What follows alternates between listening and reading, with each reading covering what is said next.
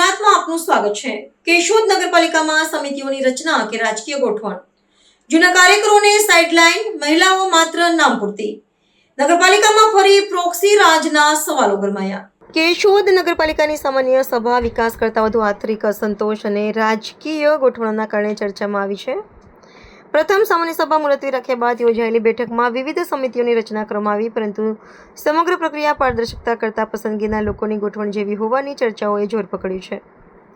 Light, પાણી, વેરા વસૂલાત, ટાઉન પ્લાનિંગ, નાણાં પંચ, ડ્રેનેજ અને અન્ય મહત્વપૂર્ણ સમિતિઓમાં સભ્યોની નિમણૂક કરવામાં આવી હતી, પરંતુ વર્ષોથી પક્ષ અને નગરપાલિકામાં સક્રિય રહેલા કેટલાક સભ્યોને બાકાત રાખવામાં આવતા ભારે નારાજગી જોવા મળી હતી।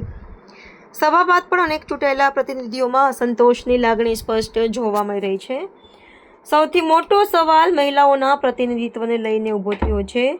ચૂંટણી સમયે અને સત્તા હસ્તાંતરણ દરમિયાન આગળ રાખવામાં આવેલી મહિલાઓ બાદમાં જાહેર જીવનમાં ભાગ્યે જ જોવા મળી હતી। આજે સમિતિની રચનાના સમયે ફરી તેમની હાજરી જોવા મળી, પરંતુ નગરજનોમાં ચર્ચા છે કે શું આ મહિલાઓ ખરેખર નિર્ણયો લેશે કે પછી ફરી એકવાર પડદા પાછળથી તેમના પ્રતિનિધિઓ જ સત્તા ચલાવશે।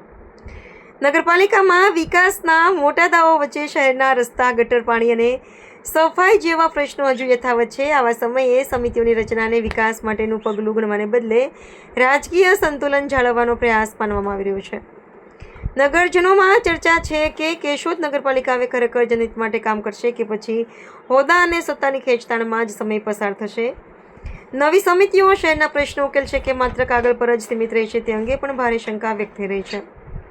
હાલ તો સામાન્ય સભા બાદ એક વાત સ્પષ્ટ દેખાઈ રહી છે કે કેશોદ નગરપાલિકામાં વિકાસ કરતાં વધુ અસંતોષ, જૂથવાદ અને પ્રોક્સી રાજની ચર્ચાઓએ માહોલ ગરમાવ્યો છે। નમસ્કાર, પ્રતીક્ષાબેન કેયુરભાઈ દેવળિયા, કેશોદ નગરપાલિકા પ્રમુખ। આજ રોજ નગરપાલિકા ખાતે એક સામાન્ય સભાની મિટિંગ કરવામાં આવેલી હતી।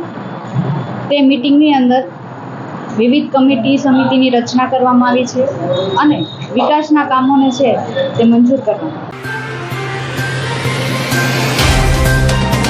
तो व्हाट्सएप, ट्विटर, फेसबुक, इंस्टा जहाँ भी आपका अकाउंट है, इसे शेयर बटन के द्वारा वहाँ पर शेयर करें।